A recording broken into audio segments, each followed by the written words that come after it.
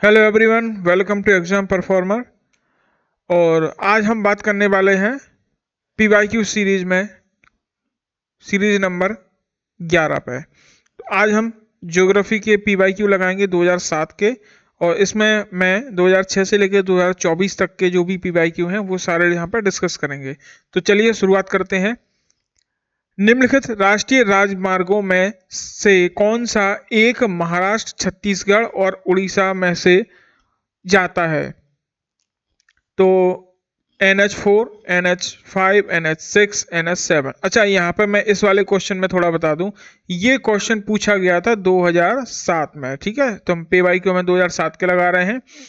तो उस समय के जो NH है, नेशनल हाईवे है, उसके हिसाब से ये नंबर दिए गए हैं। अब हमारे नेशनल हाईवे है प्रेजेंट टाइम में वो चेंज हो चुके हैं। ठीक है, तो अगर इसके हिसाब से हम बात करेंगे तो जो हाईवे नंबर है NH6, ये सही आंसर होगा। ठीक, लेकिन हम प्रेजेंट टाइम के हिसाब से अगर हम बात करें तो ये है नेशनल हाईवे का मैप। और यहाँ पे अगर आप देखोगे नेशनल हाईवे 53, यहाँ पे अगर आप देखते जाओ ये। ठीक है, तो ये जो नेशनल हाईवे है यहाँ पे ये देखो छत्तीसगढ़ में भी जा रहा है यहाँ पे। ठीक है, और यहाँ पे ये उड़ीसा में भी आगे जा रहा है। ठीक है, तो नेशनल हाईवे 53 और एक और है नेशनल हाईवे 63, ये तेलंगाना से शुरू होता है। और 63 ये देखो यहाँ पे थोड़ा सा महाराष्ट्र में है, छत्तीसगढ़ और उड़ीसा। तो ये दो नेशनल हाईवे हैं जो इस क्वेश्चन के हिसाब से जो महाराष्ट्र, छत्तीसगढ़ और उड़ीसा इनमें जाते हैं। तो ये जो है नेशनल हाईवे 53 है, उसका मैप है, ये गुजरात से शुरू होता है, उड़ीसा तक जाता है। ठीक है, चलिए आगे बढ़ते हैं अगले प्रश्न पर। निम्नलिखित कथनों पर विचार कीजिए। बालाघाट हीरो की खदानों के लिए जाना जाता है। क्या ये स्टेटमेंट सही है? पहले ये देख लो, सही पूछा गलत पूछा। तो सही पूछा है, तो बालाघाट हीरो के लिए नहीं जाना जाता। मझगवा मैग्नीज भंडारों के लिए जाना जाता है, ये भी गलत है। तो आपका आंसर हो जाएगा डी। ना तो पहला सही है ना दूसरा। बालाघाट जो है वो हीरे के लिए नहीं, वो तांबे और जो मैग्नीज है उसके लिए जाना जाता है। बालाघाट में एक खदान है मलज खंड। ठीक है, मलज खंड खदान है जो तांबे के लिए जानी जाती है। ठीक है, मझगावा जो है ये पन्ना में स्थित है, मध्य प्रदेश के पन्ना में, ये हीरे उत्पादन के लिए जानी जाती है। ठीक है, निम्नलिखित राज्यों में से किस एक के का जनसंख्या घनत्व कम है? तो हिमाचल प्रदेश, मेघालय, अरुणाचल प्रदेश, सिक्किम, इनमें से किसका जो है जनसंख्या घनत्व सबसे कम है? तो सारे राज्यों में अरुणाचल प्रदेश जो है इसका सबसे अधिक जनसंख्या घनत्व कम है। कितना है? 17 प्रति वर्ग किलोमीटर। ठीक है, मतलब 1 किलोमीटर में 17 लोग आपको मिलेंगे। अब आगे हम बात करते हैं अगले प्रश्न पर। अमरकंटक में से कौन सी नदी का उद्गम होता है? तो अमरकंटक से कौन सी नदी का उद्गम होता है? तो सीधी सी बात है, नर्मदा। नर्मदा नदी अमरकंटक से निकलती है, और ये इसे मध्य प्रदेश की जीवन गंगा भी कहते हैं। ठीक, ये देखिए आप मैप, यहाँ पे ये अमरकंटक है, यहाँ से नर्मदा निकलती है, मध्य प्रदेश, महाराष्ट्र, गुजरात, 3 राज्यों में बहती हुई। इसकी टोटल लंबाई है 13-12, और ये मध्य प्रदेश में बहती है 1077 किलोमीटर। ठीक, इस पे कुछ प्रमुख डैम भी हैं, जैसे यहाँ पे गुजरात में है सरदार सरोवर, इंदिरा गांधी इंदिरा गांधी डैम। उसके बाद एक और है इस पे, सॉरी नाम मुझे याद नहीं आ रहा, अच्छा नाम है उसका, अभी नाम क्लिक नहीं कर रहा है। चलिए, निम्नलिखित भारतीय नगरों में से कौन सा एक सबसे अधिक पूर्व की ओर अवस्थित है? तो कौन सा है? हैदराबाद, भोपाल, लखनऊ, बेंगलोर। तो इनमें से सबसे अधिक पूर्व दिशा में कौन से शहर स्थित है? तो ये है आपका लखनऊ। ठीक है, इसे हम थोड़ा सा मैप से समझते हैं। ये मैप है, और इसमें अगर आप देखोगे तो ये है लखनऊ। ठीक है, ये है बेंगलोर। तो पहले से देखो यहाँ पे बेंगलोर और लखनऊ जो है, इनमें से लखनऊ पूर्व की ओर है। अगर हम भोपाल की बात करें इसमें, तो भोपाल आता है आपका यहाँ, इस वाले पॉइंट पर, यहाँ पे आपको भोपाल मिल जाएगा। ठीक है, और हैदराबाद की अगर हम बात करें तो हैदराबाद यहाँ कहीं पे हैदराबाद शहर बसा हुआ है। तो इसलिए अगर आप देखोगे तो लखनऊ जो है वो आपका बहुत ज़्यादा ईस्ट की तरफ है इन चारों शहरों में। अगर हम इनकी देशांतरों की बात करें तो इसमें से अगर लखनऊ का जो देशांतर है वो है आपका 81.90 east, 81.81 minute 90 degree, sorry 81 degree 90 minute, थोड़ा उल्टा बोल गया, 81 डिग्री 90 मिनट ईस्ट जो देशांतर है वो लखनऊ से गुजरती है।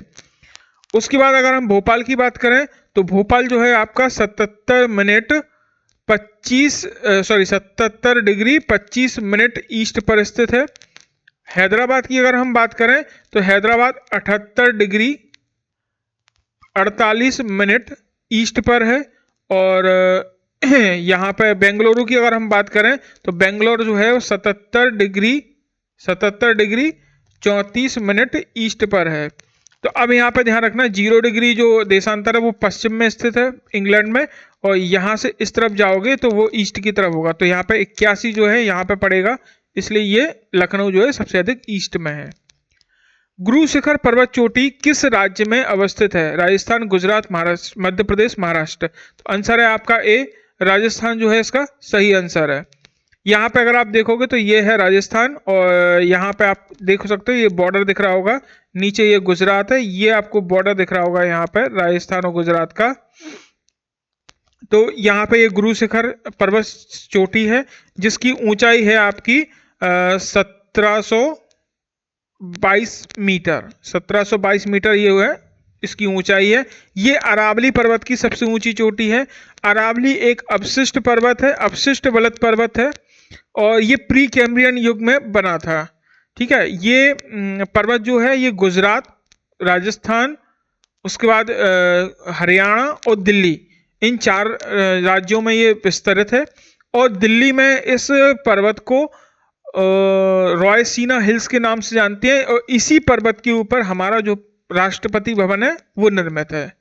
ठीक है, तो इस चीज का ध्यान रखना, रॉयसीना हिल्स जो है अरावली की श्रृंखला को ही दिल्ली में कहा जाता है। चलिए आगे बढ़ते हैं। 4 दक्षिणी राज्यों में आंध्र प्रदेश, कर्नाटक, केरल, तमिलनाडु में से कौन सा सबसे अधिक भारतीय राज्यों के साथ सीमावर्ती है? अब यहाँ पे एक प्रश्न है आपके ध्यान रखना, ये 2007 में पूछा था, तो 2007 की स्थिति के हिसाब से इसका आंसर हो जाएगा सी, आंध्र प्रदेश और कर्नाटक।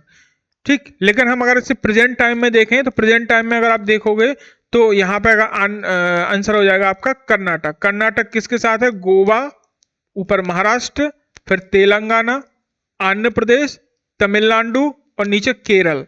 तो 1 2 3 4 5 6 राज्यों के साथ ये अपनी सीमा साझा करता है। आंध्र प्रदेश जो है 5 के साथ करता है, आंध्र प्रदेश 5 और कर्नाटक 6। उस टाइम पे जो दोनों स्टेट थे वो दोनों 5-5 करते थे, इसलिए उसका आंसर दोनों हो जाएगा। सूर्य व पृथ्वी के बीच औसत दूरी कितनी है? सूर्य और पृथ्वी के बीच औसत दूरी है 150 गुना 106 किलोमीटर। इसका जो गुना करोगे वो आ जाएगा तो आपका 1.5 मिलियन किलोमीटर आ जाएगा। ठीक है, 150 मिलियन किलोमीटर, ये इसका गुणा करने पर ये आपका ये आ जाएगा। आगे चलते हैं। 2 सेंटेंस है, ए कथन ए और आर, इसको मैच करना है, मतलब कौन सा सही है कौन सा गलत, कथन सही है कारण सही है, ये बताना है आपको।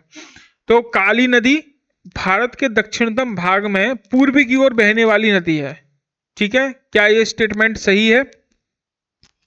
अभी इस पर बात करेंगे। कारण जो है या कथन दूसरा ये है कि दक्कन का पठार अपने पश्चिमी किनारे पर उच्चता पर है और पूर्व में बंगाल की खाड़ी की दिशा में उसकी जो मंद प्रवणता है, यानी कि ढाल मंद है। तो क्या ये दूसरा स्टेटमेंट सही है? तो आर सही है और ए गलत है, तो आपका आंसर हो जाएगा डी। अब इसे हम समझते हैं।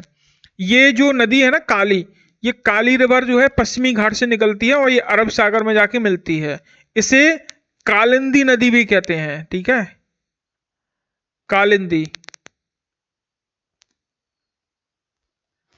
कालिंदी रिवर भी कहते हैं, और ये कारवार की खाड़ी है, वहां पे जाके ये मिल जाती है। ठीक, अब यहाँ पे ये तो हो गई इसके बारे में। ध्यान रखना काली नदी से नाम से क्वेश्चन पूछा था, लेकिन ये काली नदी कालिंदी नदी भी कहलाती है। और एक काली नदी जो है वो आपका कहाँ पे है, ये एक नदी होती है आपकी यहाँ पे, नेपाल बॉर्डर है, यहाँ से आती है काली नदी, वो अलग है, वो नेपाल, भारत नेपाल के बीच में काली। अब यहाँ पे पश्चिमी घाट को समझ लेते हो। तो पश्चिमी घाट एक सतत श्रृंखला है यहाँ पे, और ये काफी हाइट में ऊंची भी है।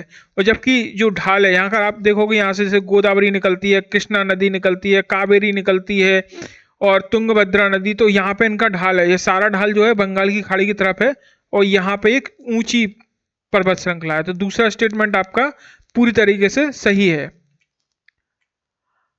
आते हैं 10वें क्वेश्चन पे। सूची मैच करना है, कौन सा किस नगर के किनारे है। तो बैतूल किसके हैं, तो बैतूल जो है वो ताप्ती नदी के किनारे है।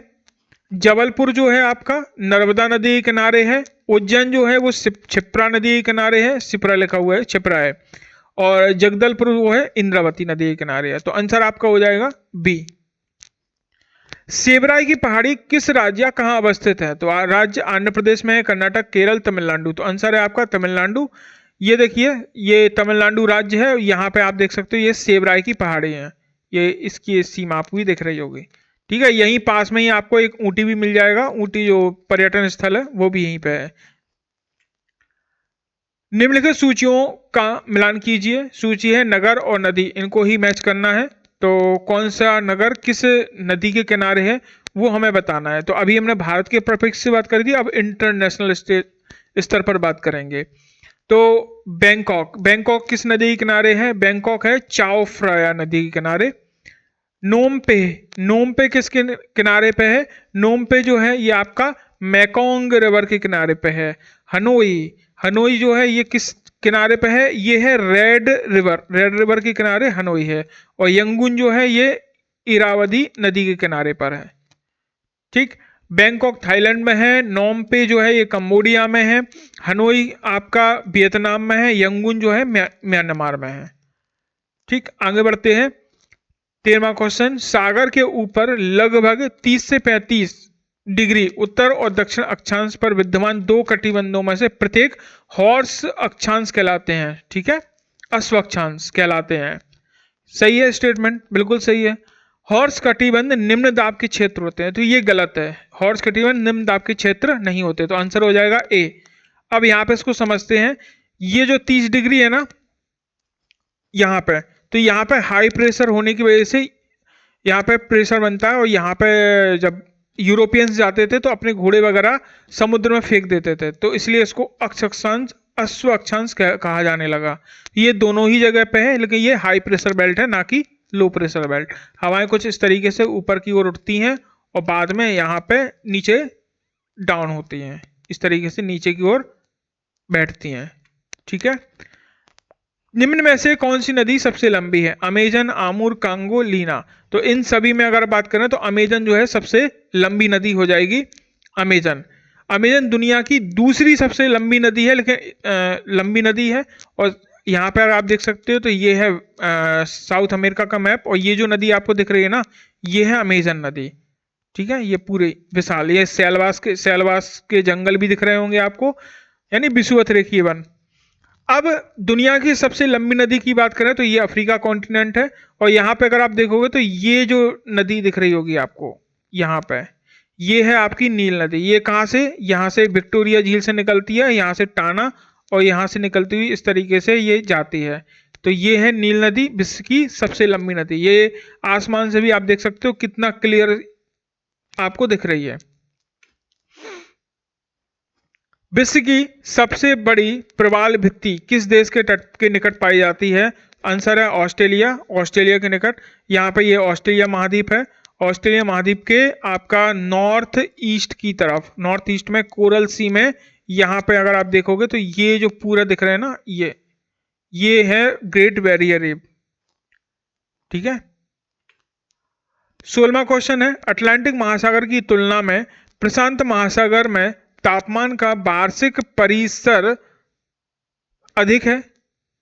ठीक, अटलांटिक महासागर की तुलना में प्रशांत महासागर में तापमान का वार्षिक परिसर अधिक है।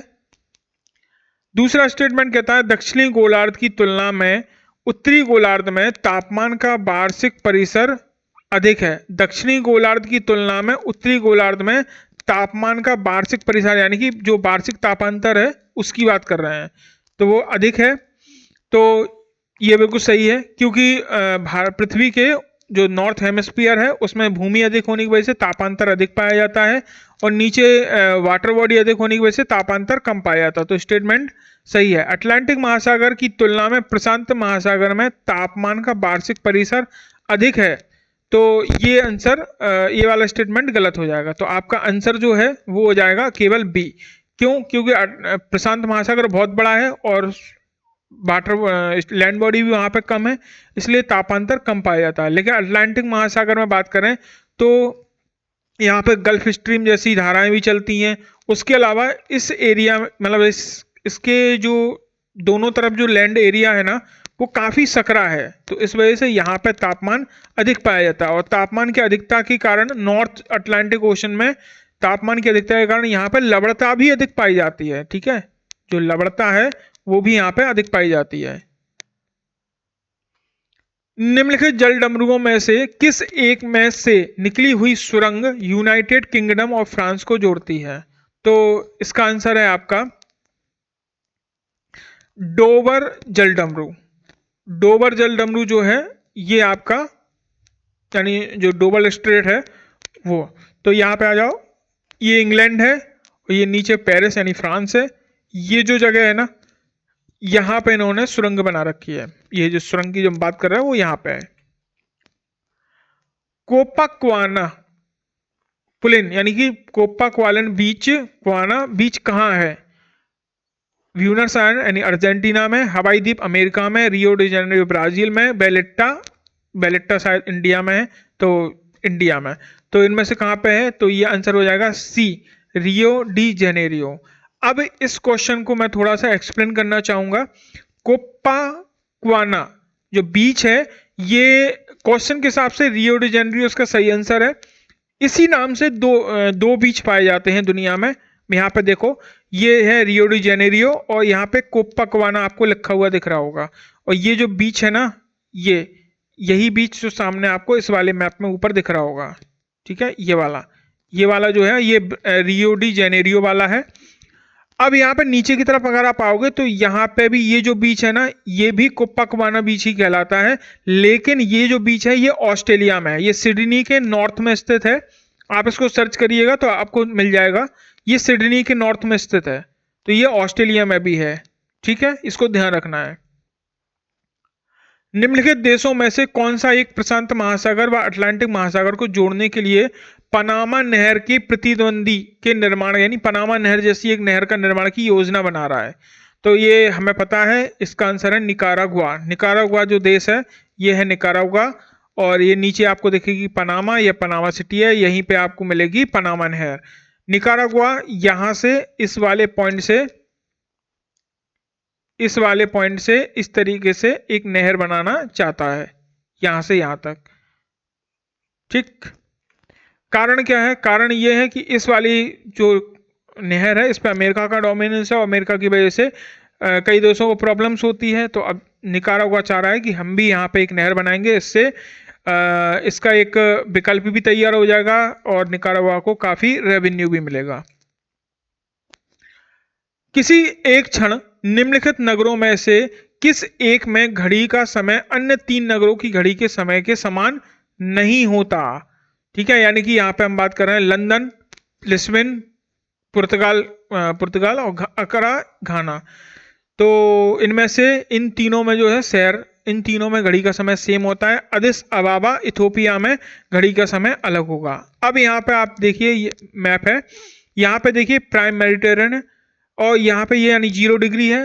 अगर आप इसको ध्यान से देखोगे तो ये लंदन ब्रिटेन है, यहाँ पे टाइम सेम होगा। उसके बाद इसमें क्या था अगला? पुर्तगाल। तो पुर्तगाल अगर यहाँ पे आओगे, ये है पुर्तगाल, तो पुर्तगाल भी इसी टाइम को फॉलो करता है। अभी मैं इसको दिखाऊंगा। और नीचे अगर आप देखो घाना, ये है घाना, घाना से भी ये 0 डिग्री निकलती है, तो ये भी सेम टाइम मैनेज करता है। लेकिन यहाँ पे इथोपिया को देखोगे तो इथोपिया का टाइम इससे अलग रहेगा।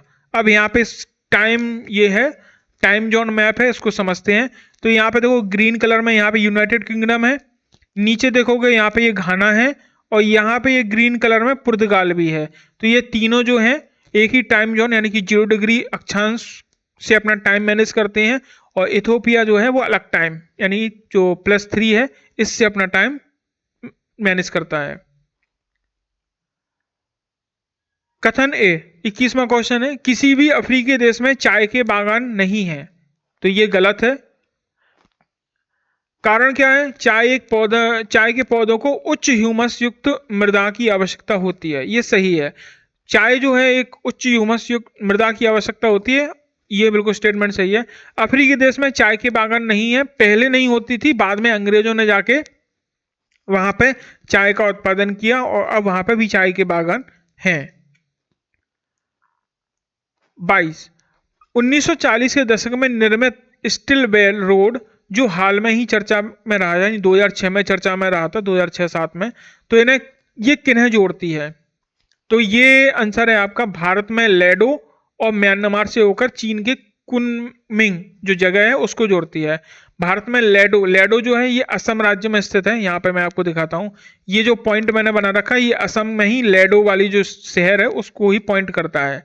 तो यहाँ से ये एक रोड जो है यहाँ से कुनमिंग जो है इसको कनेक्ट करने के लिए बनाई गई थी। अच्छा, ये जो सड़क है ये वाले, इसे लैडो रोड भी कहते हैं क्योंकि ये लैडो से है।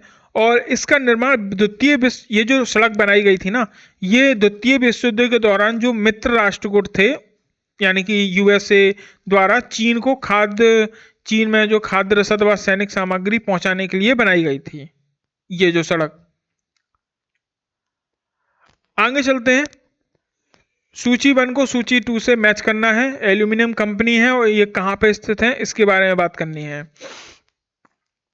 तो बाल्को ये कहां पे है? बाल्को जो है आपका कोरबा में है।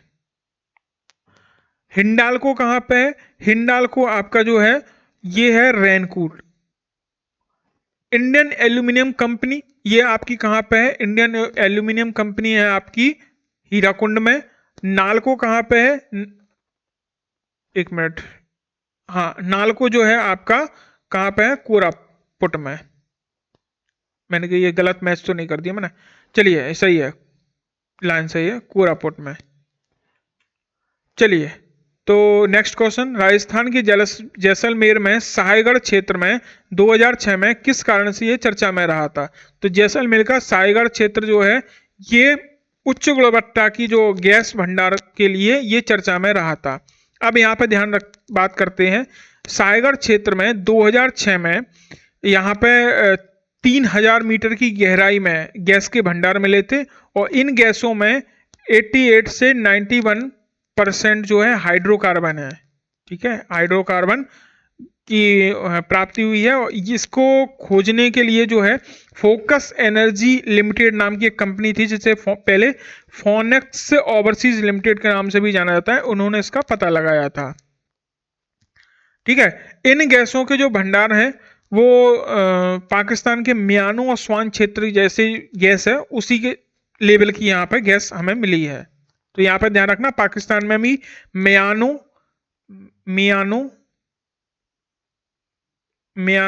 और